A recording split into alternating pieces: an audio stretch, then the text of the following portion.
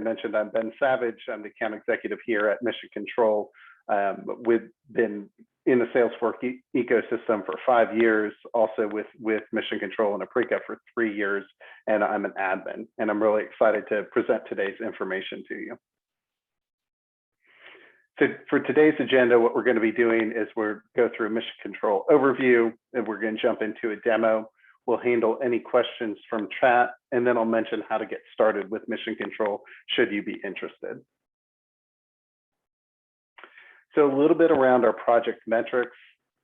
As far as Mission Control goes, some of our clients that are using Mission Control, we have clients that are in over 25 countries, and then the different industries that we serve. So Mission Control is built natively right on top of Salesforce. The same way that you can customize Salesforce, you're also going to be able to customize Mission Control. So you can add in your own custom fields, you can modify your page layouts, you can also build out your own business logic with validation rules, workflow rules, process builders, etc. Additional benefits with Mission Control is that any of your project data, you can leverage standard Salesforce reporting and dashboard tools. You can access all of your data from the Salesforce One mobile app, and there's no integration required because all of your data is going to be contained in your own instance of Salesforce. The install and setup is easy. It just takes a couple of minutes directly from the App Exchange, and it's a familiar interface since we're natively built. I'll also mention that we support both Classic and the Lightning experience. So a little bit about our licensing. In order to access Mission Control, you do need a Mission Control license, and you also need a Salesforce license. These are the different supported license types. Next, I'm going to put up, essentially in this screen, what you're looking at. This is all of Mission Control in one screen.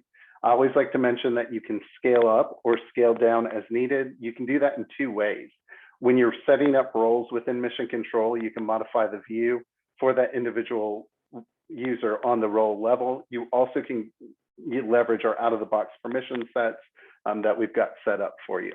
So we'll walk through some of these key details. So again, when you're thinking about Mission Control and why it would be important for your team and how you might leverage it, it's because we would be a complete PSA solution for you. So first, we'll take a look around resource management and what that might look like. So within each individual resource, you can handle your billing and your cost rates. That single resource can be assigned to multiple teams if needed. You can have multiple skills assigned out to that resource. And that'll become important later because you're going to be able to search based on those skills or team assignments within the system. The scheduler we'll be taking a look at in a little bit. That's going to be your resource capacity planning tool. It shows you basically a calendar view of all your resources and all the project work that's assigned to them, and it'll allow you to see if you have enough capacity to take on additional work if your team members are overloaded. So that's a really, really important feature. As well as a resource assignment wizard, you can assign additional contributors to an action, and I'll show that to you too. Reassignment wizard, that's if you need to reassign actions within a specific project or for a role. We also have a role utilization report, and we'll be taking a look around at our reporting. The role utilization report will show you billable performance on a week-to-week or a monthly basis. We'll also be touching today over on our project management. Underneath project management, we'll be touching on how to create a project. So whether that's from a closed-won opportunity, you can also do it through like project cloning. And then also I'll demonstrate our milestone loader so you can take a look at that as well. And we'll be looking at project requests. For management, we handle both Agile and Waterfall methodology. We have a project overview, which gives you a 360 of that complete project. We also have a whiteboard and a Gantt chart. That Gantt chart comes complete with baseline tracking, dependencies, and critical path. We can handle risk or issue management within the project, as well as we've got a PMO dashboard that'll show you your cost and schedule performance index. From there, we also have project stakeholders. That's actually tied over here into the status report. For each project, you can build out project stakeholders, and we've got a weekly project status report that you can send on a day and time each week that you choose. So it'll automatically send out and give a complete project update. Time tracking, you can fully handle time tracking within the system. and I'll be showing you timesheets plus our calendar converter and timesheet approvals. For financials, we'll be taking a look on a high level at our billing. So how do you, issue an invoice, record a credit, and as well as payment in there. And then for program management, we're not going to be touching on that in today's webinar, but you can find additional information on our website in another webinar called Managing Product Roadmaps. And this is typically tied into the development of software, specifically around the agile methodology of that development. For collaboration, just know within the system, you have access to chatter throughout our platform. We've got a meeting manager where you're able to go in and record meeting notes against an actual project within the system and account for time there. You can upload your files directly to a project. I mentioned that status report. I'll also mention that we have a read-only page. So the idea here is that you can share a link for each project with a client. They don't need a license of Mission Control or of Salesforce, but they can click on that link and in real time see key project details and what's going on. So you would be able to give that to them. And then underneath productivity tools, we will be taking a look at our whiteboard as well as our action pad, and then our issue and risk log in there too. Storyboard's going to be related back to the program management. But again, just to mention, everything that you see on the screen is included with Mission Control, but you can scale that up or down as needed. So now it's time, we're going to jump into our demo and take a look around. As far as this is what we'll be covering underneath project management, how to create a project. Also the project overview, we'll be taking a look at the action pad, the risk and issue log, and then our billing and invoicing. For resource management, we'll jump into the Gantt chart, take a look around at the whiteboard, the scheduler, which is your resource capacity planning tool. We'll also take a look over at our timesheets, and then we'll end it up with our dashboards and reporting, taking a look at our PMO dashboard, revenue recognition, and role utilization. And then finally, we'll just open it up to any questions that you might have via chat. And again, I really appreciate everybody's time today. So let's get going in here. And just confirmation, I always like to double check. Can you see the Mission Control console right here? Awesome. Thanks for confirming that. I really appreciate it. So this is what it's going to look like when you come into Mission Control. Again, you're able to customize the view. So within the console, you have your launch pad where you go to launch anything new within the project. You also come into your progress pad where you're able to log progress across your projects. Your management pad, as a manager, you can come in and see key details and reports. And then your control pad, that's going to be your administrator pad within the system. So now if somebody doesn't need access into the management or control pad, you can certainly hide that. But let's get into actually launching our projects. So the first way I'm going to show you is through an opportunity. And we're going to use this project auto generation setting. So that's the part of Mission Control. And what we're going to do is on a closed win opportunity, we're going to automatically create a project on the top right. So I can come into the project method here, and I'm going to need to do a little bit of setup. So I've got a couple of choices. I can do it based on opportunity or products, and these are just variations of the top two. If I do it based on opportunity, it's going to look to a previous project or a template in the system, and it's going to clone it in its entirety. If I do it based on products, it associates products with milestones to that project or template, and then we'll create more of a customized project for you. So here we're going to go into the opportunity. I'm going to reference the Aprika website build. We're going to put in our start date as the 28th, and we're going to tell it to generate the project. I'm going to do it based on a closed win opportunity. Just so you know, you can tie it to any of these stages within here, and you would do that through our control or our admin pad. So now we just go off and save, and we'll be getting our new project up on the top right. So there's our project, and if you just click into it, it's going to be complete and ready to start working from there. So that's going to be the first way that you can generate a project within the system. The next way that you're going to be able to leverage Mission Control to create a project is going to be directly through Clone. Again, we're just back in the launch pad here. And so I'm going to, again, just leverage that Aprika website build. And we'll just rename this one Acme Inc. And just a note, I can put in a project owner here. That's going to roll up if I put in the account, contact, or opportunity. All of that information rolls up for you into Salesforce. You can have multiple projects underneath the same account. Here you've got the billing information that's already pulling through. I'm just going to come down here and change the start date. One of the things I really like within the system is that when you change that initial start date, everything automatically flows below and will keep the duration in between. So you don't have to manually adjust each of your action start dates. It does that for you. Here you've got your action owner. You're able to update that here, as well as any action names. You have full control to update any of this key information. If you don't need to update anything, simply just go down to clone project, hit clone project, and now your project's going to be ready to work. So that's the second way. And then the third way we've got to launch a project is going to be through project requests. So the idea here is that you may want to see upcoming work and how that might impact your team. You can certainly do that through project requests. And as soon as you create the project request, if you create the project in addition to it, you're going to be able to see that within the scheduler and also the role utilization report. So you'll see how that'll impact your resources and your team's planning. So here, let's just go in and I'll show this to you real quick. You would just simply put in your project name, put in your project request summary, your budget. You can look back to a previous project or a template, and then here you put in the project start date and go off and generate project. That instantly will put the project into the system. You'll be able to go off and take a look at that through the scheduler, or like I mentioned, that role utilization report. I'll show both of those features a little bit later in this webinar. So from here, we're going to actually jump into a project, and we're going to take a look over at this Principal Technology website. So we've got our project name at the top, and I'll just kind of orient you to how the project's set up in the first place. So we have our project name. I've got some summary charts here showing my completed actions, anything that's overdue. And now below, I've got my milestones. And each time you see that blue plus on the left, you can click into it.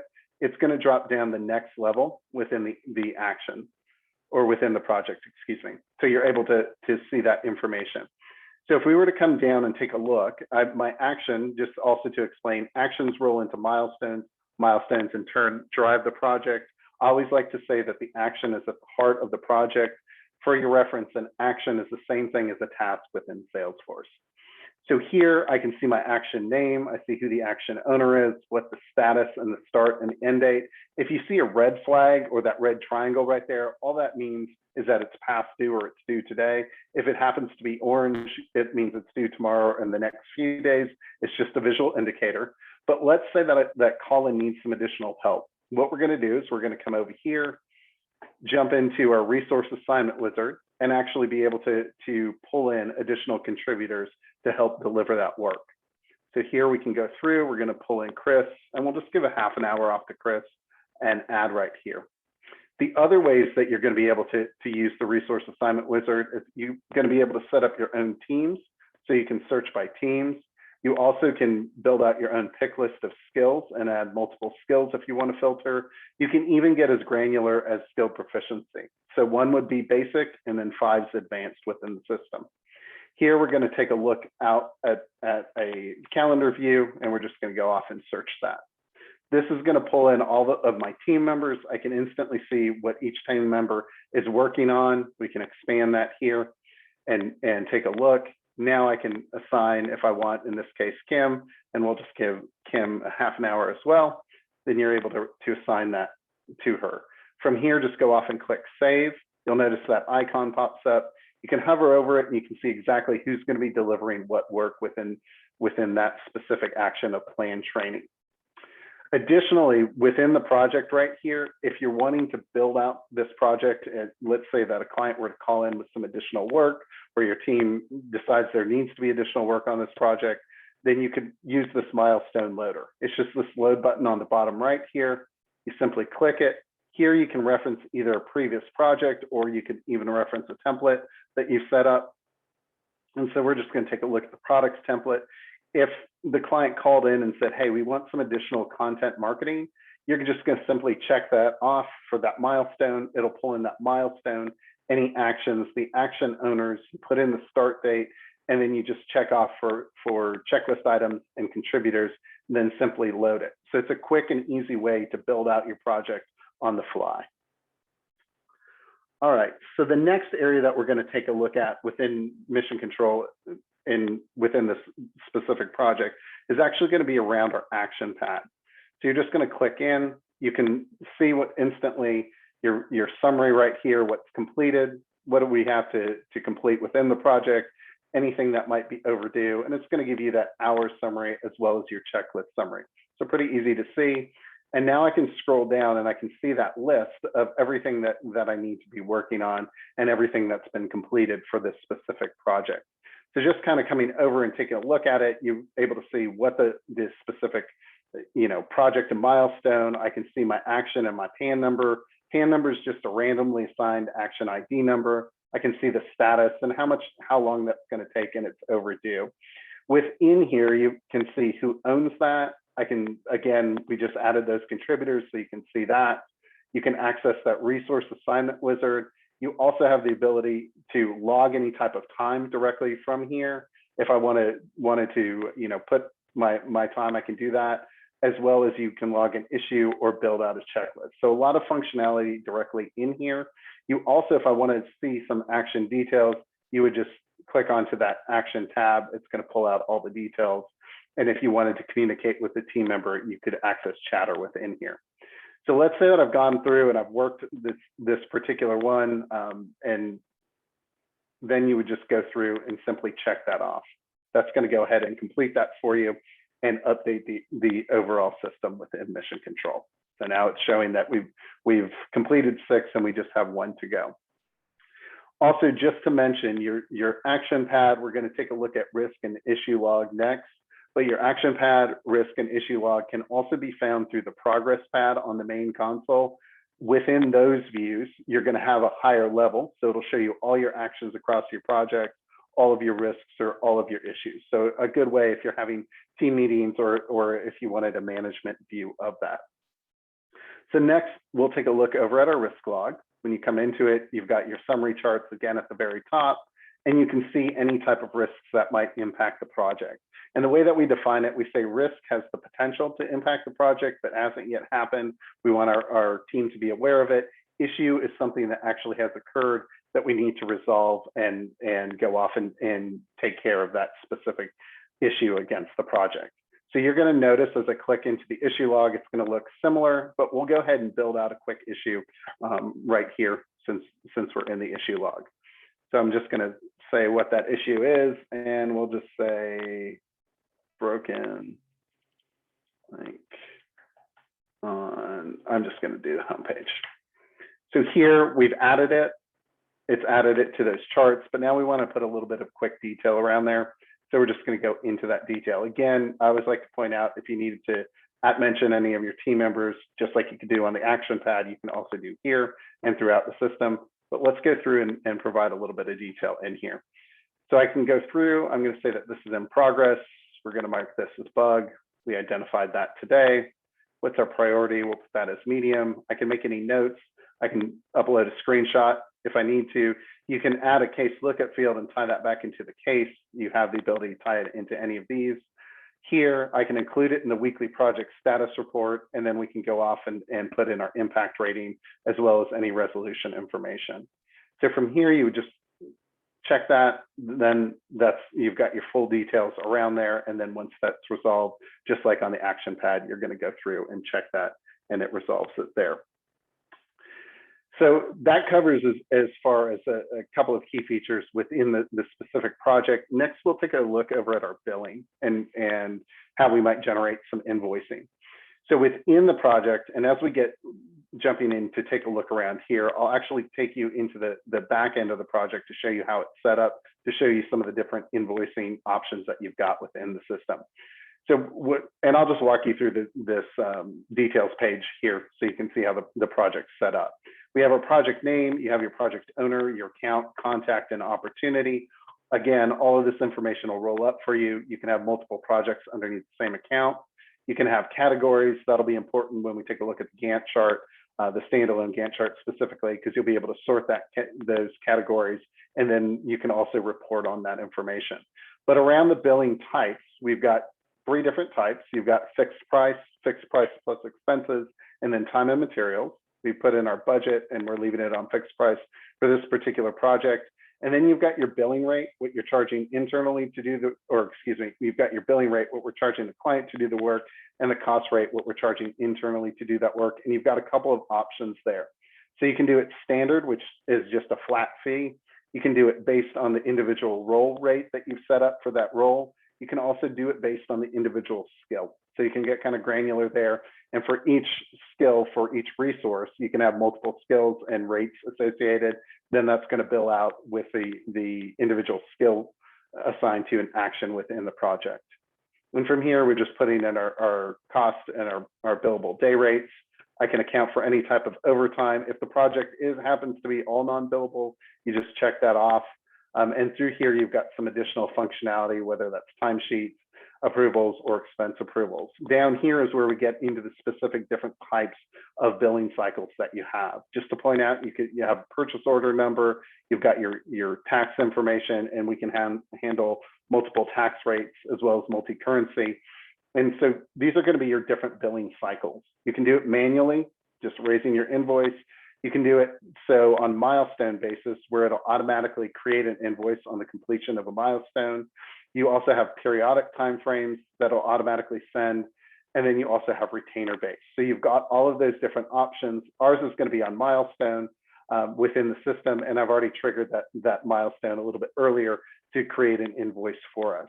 But when we're looking on this billing tab, note you've got areas for your invoice, what's issued, what's in draft status, and then I've got the ability for any type of credits. I can see budgeting information right here, but let's actually click in and take a look around and see what an invoice might look like within the system. So you're just going to click into that specific billing event, find the URL, and then click onto it. Within here, you can completely put in your own logo right here. You'll also have your invoice information that you can set up, and then you've got your line item and the amount due there. So that's, again, within Mission Control, you're completely able to handle the billing for that for your projects within here. So let's come back in. So the last thing I want to show you within the project here is going to be around the Gantt chart. When you click into it, it's going to give you a complete project overview. Things to note, it's fully interactive. So I can drag and drop if I need to reschedule. I can extend actions out. We've created dependencies to make one action dependent on the next action. Within here, other things to note, I can have inline editing. So if you need to add anything, you can do that directly in here. If I need to add an action, you can also do that. You just go to the level above, click plus, and then you're able to come in and add a new action. So we'll just do a new action test here, and we're going to come through and assign that off to Ember, hit confirm. That's added it into our Gantt chart.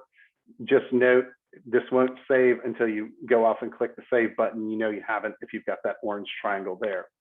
Also, you can export to Microsoft Project as a PDF, as CSV, and then PNG is tied to that customer read-only link. So this is for the single project. Next, I'm going to show you our Gantt chart. We call the standalone Gantt chart. Here, you're able to see multiple projects in one view. So just think if you're within a team meeting or within a management meeting, you wanted to see a higher level overview of all your projects in one area, this is where you're going to be able to get that view.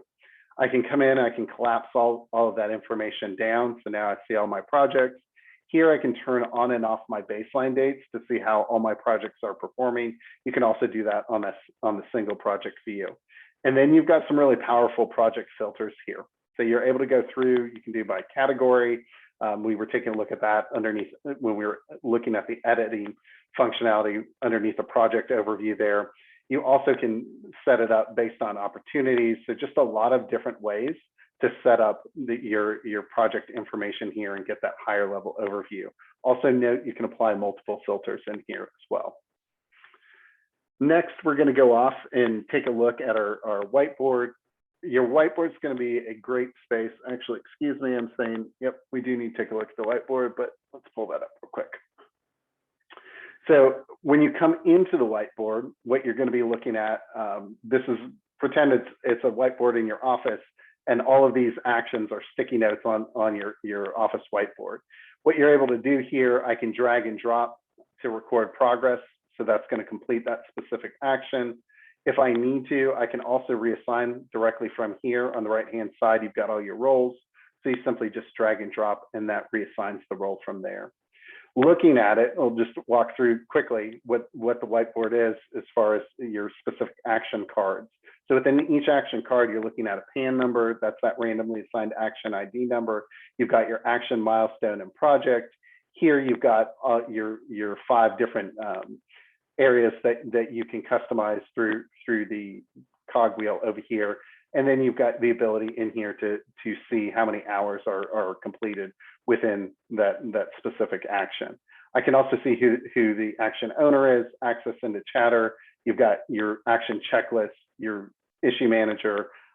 You can log time directly within the system, as well as the action summary. So again, through here, you can completely go through and manage all of your actions across all of your projects.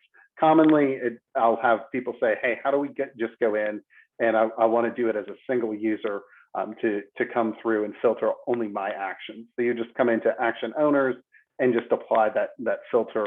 And then in this case, I'm just looking at all my actions. I can quickly go through and start working all of my project work directly from here in the system. Next, we're going to jump in and we will take a look over at the scheduler. So within the scheduler, this is going to load up, and this is your resource capacity planning tool. That's going to give you that complete view of all your project work for all your resources, and show if anybody's over allocated, if you need to move anything around. So in here, I've got all my resources on the left-hand side. Across the top, I can see from 1 day all the way up to 52 weeks. These are all the actions within the actions from the projects that are automatically assigned to the resources. So you can hover over, see the details there. You can jump into your hours total. You're going to be able to instantly see if somebody's over allocated. In this case, Chris has got way too much work and we're going to need to move a lot of work around, but we'll just move one action around so you can see what that looks like. Here I can hover over and see what's going on. If I know, let's say that Jeremy can take that work, you're just going to drag and drop. If Jeremy says, nope, we need to move that into next week, then you can do that. You can even extend the action directly from here. You also have access in through the hours detail to show both non-billable and billable work. I can see any events being pulled in from my Salesforce calendar, as well as any holidays. And then your financials is going to give you what each team member is bringing to on that specific day for the work that they're completing. You also have your projects view, which gives you a roll up of all of your actions within the scheduler. So again, scheduler is just a great way to see if your team can handle additional work and all the work that's currently going on within your projects. Next, we're going to take a look over at our timesheets. So the timesheet's going to load up for a specific user, and it's going to list everything for that given week. And you're logging time directly against the actions within their projects. So here, I'm just going to go off and log a little bit of time. We're going to say 2.5 hours. I'm going to do 1 hour of non-billable. For each of those, you can double click in, you can make any type of notes, and you can even add your own time log types. Again, that would be for reporting. So we'll just do project hours and save. All of that information I'm putting there, it'll pull through at the very bottom. This UI right here, again, can be reduced down through that cogwheel if you'd like. Another way you can log time is simply through this utility bar here. You can do the most common features. You'll be able to go off and log time there. Additionally, you've got a calendar converter, and this is going to give you 3 other ways. You can log it directly into a Salesforce event. I also can log it directly into any actions that I've been assigned from my project work. And then the third way, you just drag and drop, and you would go in through and select your project name, your milestone, and then your actions within here, and then just go off and log that time. It's going to be the same it's exactly the same as using the timesheet, just a more visual format for you. And then I'll mention that you've got the ability for approvals. So I can come through and in one click, approve this person's time. I also can send back anything if I need to reject it. You can clarify anything with chatter. So that's going to be your time card functionality. I'll also mention real quick, let me go ahead and pull this up on screen for you. You have the ability to log time on the go through the Salesforce One mobile app. These are just 3 screenshots from an iPhone, but again, you would be able to handle any type of mobile time logging as well. So next, we're going to take a look over into our reporting and our dashboards. We're going to start off with the PMO Dashboard. So here you're taking a look across all of your projects for both your cost and schedule performance. So you've got your cost performance index and your schedule performance index. So what I'm going to do is I'm going to scroll down. I'm just going to open up any of these projects, take a look, and you're able to really expand these out. And you can see broken down into the milestones and then the specific actions. We say anything that's above 1, the project's on track. Anything below 1 would need improvement. So for our cost, we're definitely on track. For our schedule, we would need some improvement there. Next, we've got our revenue recognition. That's going to be found within the PMO Dashboard tab. But the revenue recognition is going to show you billable performance on a week-to-week or a monthly basis. I've already sorted that, and the important thing here is I'm looking into the future to see what's going on with all of my projects. So here you've got a lot of key details, and it's broken in this case by month with each project and how that revenue recognition and the P&L is being realized. And then the final report that we've got out of the box is going to be our role utilization report. So this is going to show you billable performance on a week-to-week or a monthly basis. And you can see this for teams, roles, or master team. It's just the default team for your different roles in here. So I've gone off and sorted that by the Easy Websites team. Again, I've gone out a couple of months, and now I can see exactly what type of billable, non-billable, excluded, or holidays. So what are the specific hours being used for? Get my total and my billable hours. And then I can see this on an individual resource level. So I can see what the utilization is, your billable performance, and your scheduled performance for each individual resource. And then importantly, you've got a grand total down here with your team roll up. I always do like to mention too, that since we're natively built, any of your mission control data, if you don't see the exact report or dashboard that you like, you can certainly build out your report and dashboard based on that mission control data. And that's easy to do as well. All right. So with that, that's going to conclude what I have as far as the demo portion of it. And I'm going to jump in here and see, does anybody have any questions? Give me 1 second and I'll look into chat, and we will get going from there.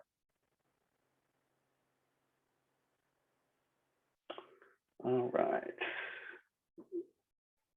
Let me look through here. So the first question is around project request. Is project request more of a forecasting object? So project request in my mind is going to be something that certainly you would be using to forecast like upcoming work, to be able to plan that work with your team in there. Give me 1 more second here. Let's do this. 1 second. All right, and then the next one is, what is the path for Chatter? My understanding is that Slack is going away and being replaced, or that Chatter is going to be replaced with Slack. So we're working with Salesforce, keeping an eye on that. If that happens, then certainly we would also make that move in that direction. So you should have, we'll be keeping up to date with any type of integrations with Slack, since it's also a Salesforce product as well. All right, so let's see if there's any other ones. All right, looks like I've got a couple of more. This one comes in and says, does everybody on my team need a mission control license just to complete a task? The answer is yes, if they do need to complete that, they are going to need a mission control and a Salesforce license. Let's see, got another one. Does the price of mission control change based on the type of Salesforce license? That answer is going to be no. It would be the same price for any license type for your mission control license. I don't mind mentioning the pricing. It's 39 Australian per month per user. If you pay annually, it's 36 per month per user Australian. and that works out to about $30 US and $28 US respectively based on exchange rates. Let's see. All right, I've got another one that says, can you assign external team members? If so, can you limit access to what they contribute to the view? So for that one, you would have a couple of options. One, you would be able to, if you wanted to give access in through communities, you would have to build out communities or the Salesforce experience and provide the community license, the mission control license, and that way you could limit what they're going to have as far as a view. If you're wanting just them to see key project details, then you could either use the weekly project status report or the read-only link. It's the customer read-only link, but you could share it with external team members. They could click in and see it. Let's see, the next one is, do you give nonprofit discounts? We do. So for being a nonprofit, you'd receive 50% off any type of licensing. Can you customize fields? You can customize fields. Yep. So essentially the same way that you can customize Salesforce, you can also customize mission control. These are some great questions. All right, I've got a couple of more. Let's see. Does everybody need mission control license to see the project information? Again, the answer is going to be no. I mentioned that weekly project status report. You don't need a license or Salesforce or mission control, as well as that customer read only link. But I also do want to mention that we've got a couple of email notifications that can be sent. And those are going to be things like our daily digest, our new action, or dependent action notifications. So all of those can be shared with anybody within the system. And specifically, it would be a role that's in there as a contact, or also through some of the other ones through like your weekly project status report.